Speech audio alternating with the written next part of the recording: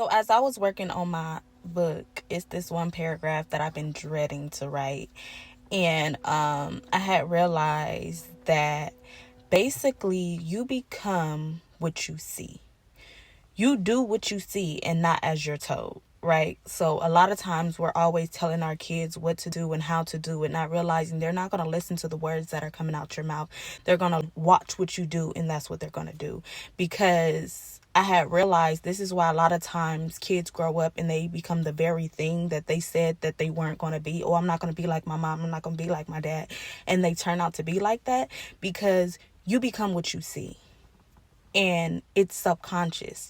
A lot of times how we act and who we think we are is not who we really are, but who we've been programmed to be. So it's like when we start to feel certain ways or certain things come up, we start thinking, where is this coming from? And this is why I always talk about roots. I like to go to roots to things. I don't like to look at fruits. But a lot of times what I've been realizing, we look at fruits of things and we just think, oh, that's it. But you got to go back into conception. We got to go back to the foundation. We got to go back down to we are creatures of habit, and your enemy been working on you. Like the enemy's been working on our subconscious mind, our programming since conception. And we think we just wake up with these problems when no, these problems been there. It's just a lot of times it takes certain things to trigger that for it to come up and come out. And I was just realizing that the enemy will groom your reality to what he wants it to be. And then he will send people in your life or have people that surrounded you with the same reality, with the same hurt, with the same trauma.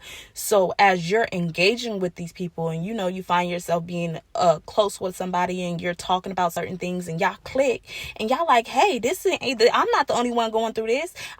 This is how life has to be because they going through that same thing. They going through the same thing. They going through the same thing. So then you become to accept the lie because you think, oh, this is all life has to offer. When in reality, that is far from the truth. The enemy is just strategic and he knows how to groom your reality and then have people come in your life that has that same perception and then make you feel like this is what it has to be. Because as a man thinks, so is he. So if you think this is how it's going to have to be, then you're just going to accept that. Then you're not going to do nothing about it. Then you're just going to accept that as truth and let that be your reality for the rest of your life. And you thinking that this is what God has for you when that's far from the truth. Now he got y'all like, well, this maybe is what life is. This is life. I mean, because if I'm going through it, she going through it, he going through it, and they going through it, obviously this is what life has to offer. So like, just like God has a plan for your life, the enemy does too, and sometimes we don't have patience, but the enemy does. He's going to work it. Oh, yeah. Okay. At 10, I'm going to make sure they ain't coming in their life. At 21, I'm going to make sure she come in her life. I'm going to make sure she tell her dad and then this and this. And I know y'all probably thinking like I'm crazy, but when you really start to look at this thing from a spiritual lens, the enemy wants to destroy you. And if you don't think he has a plan all planned out.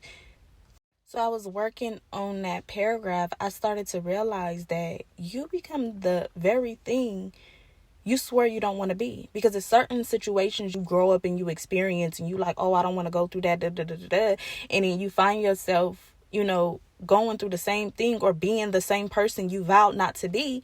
And it's like, you got to be intentional about recreating yourself. This is why the Bible says renew your mind, because you are a creature of habit. You are not who you've been programmed to be, but you think this is who you are. You think you have to accept this because this is everybody around me, and it's strategic. The enemy is the prince of the air, which means he controls what's put out, and this is why people are destroyed because of their lack of knowledge. That happened with me, baby. If y'all want my life story, you're going to have to get my book. And I'm about almost done because, like I said, God is calling me to write some vulnerable experiences that I have faced. I feel like in a Black community, we don't talk about things, and God is like, feelings buried alive never die. If you're not going to confront it, then it can't be healed. You cannot heal what you fail to recognize, and yeah, it was these 2 paragraphs God was calling me to write.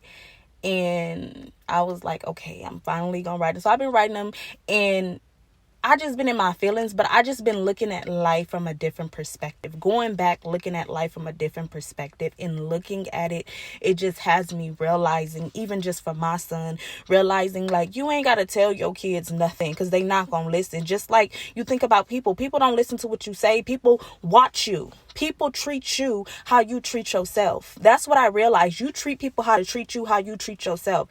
You set the standard. Ain't nobody listening to what you saying because anybody can say anything. It's how you acting. How are you going to move? What is your actions? And people go off your actions. People are not going to listen to what you say. They're going to watch what you do and move accordingly. Yeah, but anyway, I'm working on my book and some other stuff. Yeah.